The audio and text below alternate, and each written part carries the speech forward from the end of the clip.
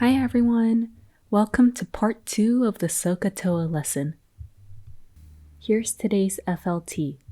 Given a right triangle, I will be able to apply trig ratios in simplest radical form.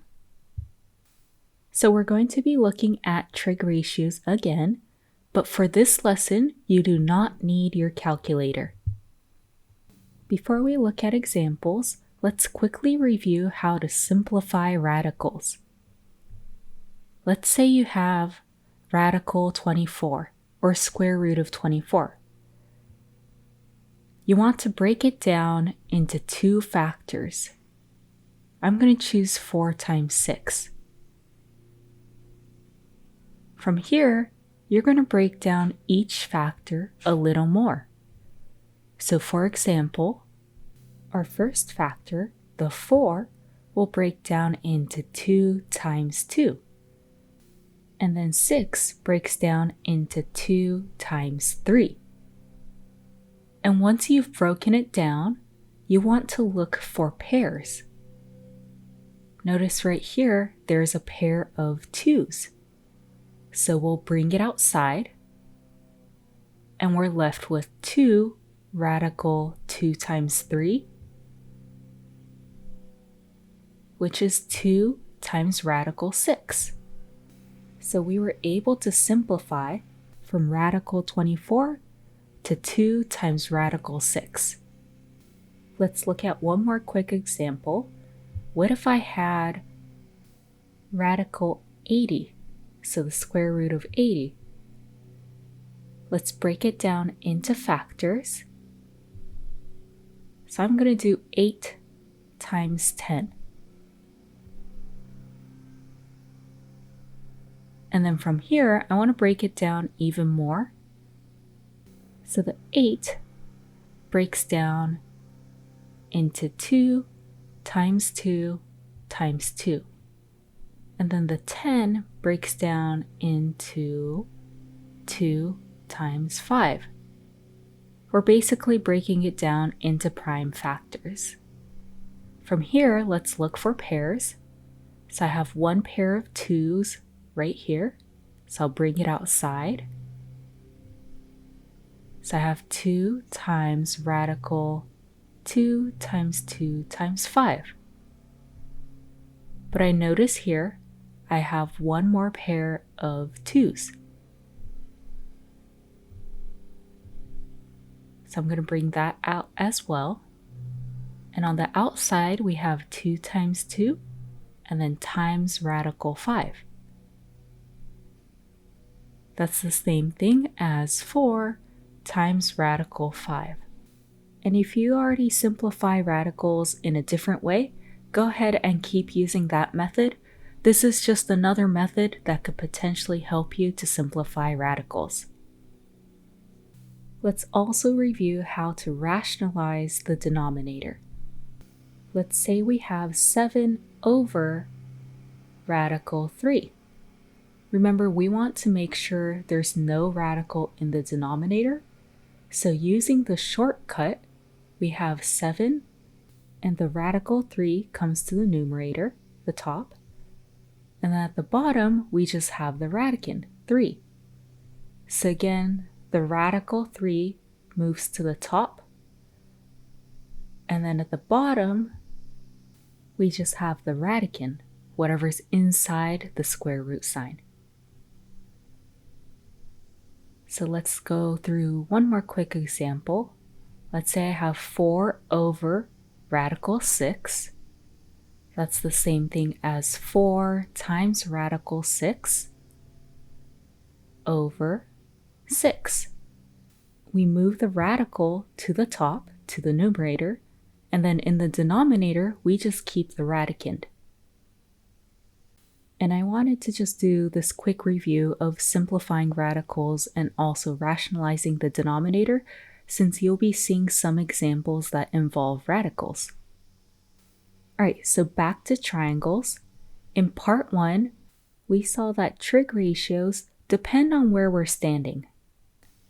So if we're standing at this angle A, there's the opposite side which is on the opposite side of us. There's the adjacent side, which is the side right next to us. And then there's the hypotenuse, which is the side right across the right angle. And we saw this acronym, SOH CAH TOA, which is a great tool to help us set up trig ratios. So here, S, C, and T stand for sine, cosine, tangent, and then O stands for opposite side, H stands for hypotenuse, and A stands for the adjacent side. We set up 3 trig ratios, so the sine of theta, an angle, is the opposite side over the hypotenuse. And then cosine of theta equals the adjacent side, so the side next to us, over the hypotenuse. And lastly, the tangent of theta equals the opposite side over the adjacent side. So we have these 3 trig ratios, and last time we used these trig ratios to find the length of missing sides. Today, we're just going to be setting up trig ratios of a given triangle. So here's our first example for today. Find sine of A, cosine of A, and tangent of A in simplest radical form. Here we're given a right triangle ABC with the given sides. We're focusing on A, so let's draw our person at angle A. From here, we have the opposite side from our person. We also have the adjacent side, so the side right next to our person. And then the hypotenuse is always opposite of the right angle. So we were able to identify the 3 sides based on where we're standing. So now let's set up the trig ratios.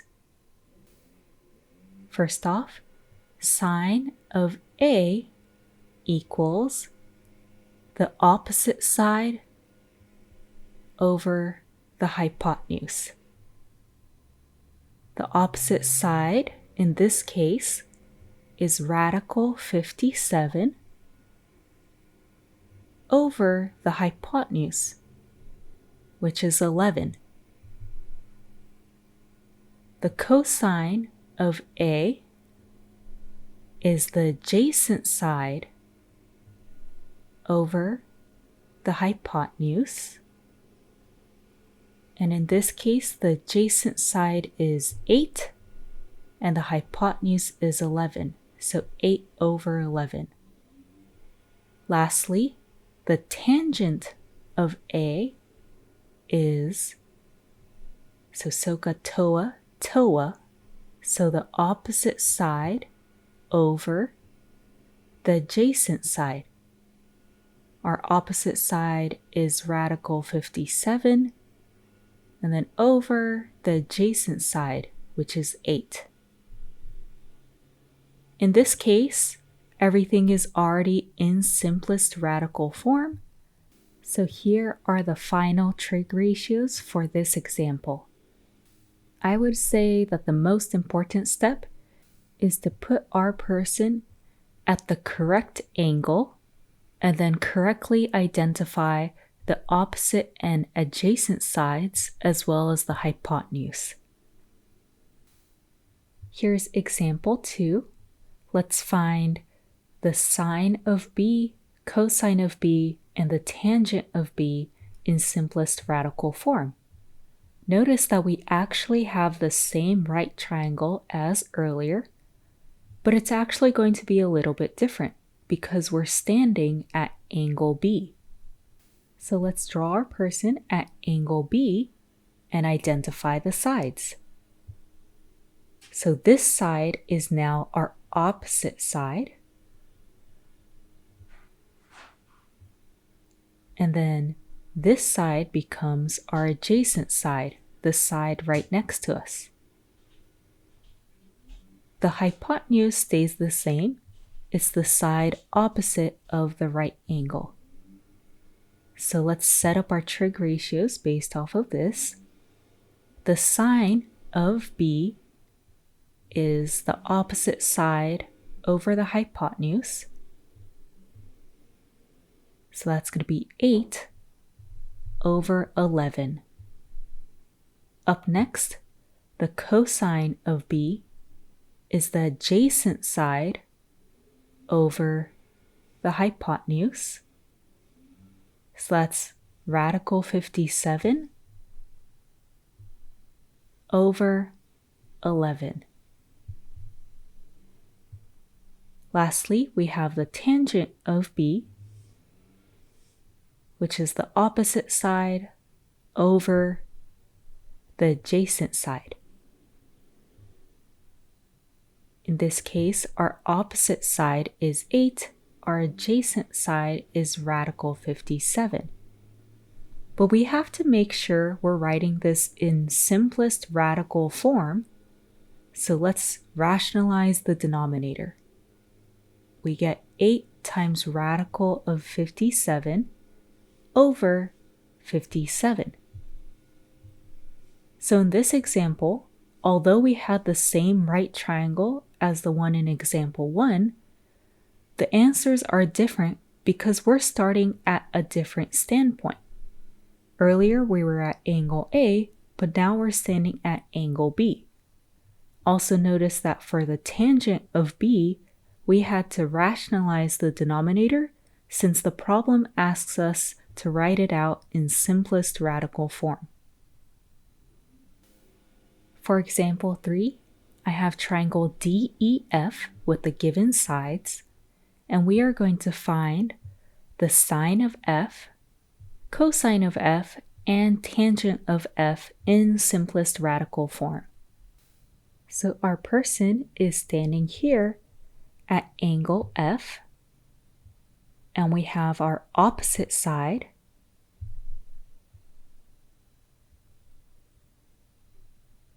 our adjacent side, the side right next to us, and then also the hypotenuse. So go ahead and try working through this example on your own, and then press play when you're ready, or if you get confused at some point. All right, so the first trig ratio, sine of f, is again the opposite side over the hypotenuse, which is 1 over 5. The cosine of f equals the adjacent side over the hypotenuse. So that's radical 24 over 5. And then we have one more trig ratio. The tangent of f equals the opposite side over the adjacent side. So that's 1 over radical 24. And let's rationalize this denominator. So instead we have the radical 24 over 24. But notice how we have to have this in simplest radical form, and I can simplify the radical 24 part. So the radical 24, we actually did this example at the beginning of the video, so I'm just going to quickly walk through it again. Please let me know if you have questions on any of these steps. This radical simplifies to 2 radical 6. So I have 2 radical 6 over 5. Similarly, for the tangent of f, I have 2 times radical 6 over 24. I can further simplify this by dividing both the numerator and denominator by 2, and I'm left with radical 6 over 12. So for this example, notice how the steps were the same as previous examples. We just had to rationalize the denominator and also simplify a radical. But don't worry if the whole simplifying process is a little confusing. You'll get used to it with more practice, and also the main idea here is to be able to set up the trig ratios. So let's look at one more example today. We're going to find sine of m, cosine of m, and tangent of m in simplest radical form. Notice how in this right triangle, we're not given this side MO right here. So I have to find the length of this missing side first. How can we find this missing side? Notice how we have a right triangle and we're given two sides of this right triangle. So what theorem can we use to find the third missing side? Press play when you think you have a good idea. All right, so when you're given two sides of a right triangle, you can use the Pythagorean theorem to find the third side. The Pythagorean theorem states that a squared plus b squared equals c squared. Let's make a our unknown side, b is 3, and c, our hypotenuse, is 7. A squared plus 9 equals 49. And then let's subtract 9 from both sides. We get a squared equals 40. And let's take the square root of both sides. We get a equals radical 40. And technically I can simplify this, but for now I'm just going to leave this as radical 40. We found the third missing side. So from here, let's go back to SOH CAH TOA. I don't think that's a verb, but you know. So we're going to put our person at angle M. We have the opposite side of where we're standing, and we have the adjacent side right next to us. And lastly, the hypotenuse, which is opposite of the right angle. So let's set up the trig ratios. The sine of m equals the opposite side over the hypotenuse.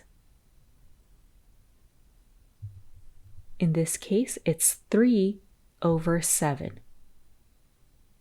And then the cosine of m equals the adjacent side over the hypotenuse. That's radical 40 over the hypotenuse, 7. Lastly, we have the tangent of m, which is the opposite side over the adjacent side. So that's going to be 3 over radical 40. We can rationalize the denominator to get 3 times radical 40 over 40. We're not exactly done yet because we can simplify radical 40. So go ahead and try simplifying this radical on your own and then compare answers. So radical 40 breaks down into radical 4 times 10, which is 2 times 2 times 2 times 5, breaking down each factor. I notice a pair of 2's, so let's take that outside. And I finish with 2 times radical 10. So I've simplified cosine of m to 2 times radical 10 over 7. And then what about the tangent of m?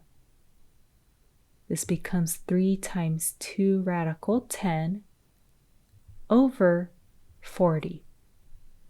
Let's reduce by dividing both the numerator and denominator by 2. We're left with 3 radical 10 over 20. So for this example, at first, we were only given 2 sides of the right triangle, but we were able to use the Pythagorean theorem to find the third missing side. And then once we found that missing side, after that, the rest of the steps were similar to the previous examples. So just as a review, remember the acronym SOH CAH TOA, where S stands for sine, C for cosine, and T for tangent. Also, A stands for the adjacent side, O the opposite side, and H the hypotenuse. And when writing something in simplest radical form, be sure to simplify all radicals and rationalize the denominator when necessary. Great job today, and please remember to submit your notes on Canvas.